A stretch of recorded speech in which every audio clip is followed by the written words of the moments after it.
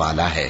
उन फरिश्तों की कसम जो डूब कर काफिरों की जान खींच लेते हैं और उनकी जो मोमिनों की जान आसानी से निकालते हैं और उनकी जो तैरते हुए जाते हैं फिर लपक कर आगे बढ़ते हैं। फिर दुनिया के कामों का इंतजाम करते हैं कि वो दिन आकर रहेगा जिस दिन वो जलजला आएगा, फिर उसके पीछे और जलजला आएगा। उस दिन लोगों के दिल खौफजदा होंगे और आंखें झुकी हुई।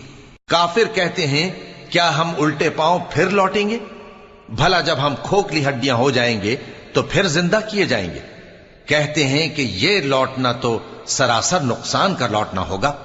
तो बस वो एक डांट होगी, उस वक्त वो सब मैदान हश्र में आ जमा होंगे।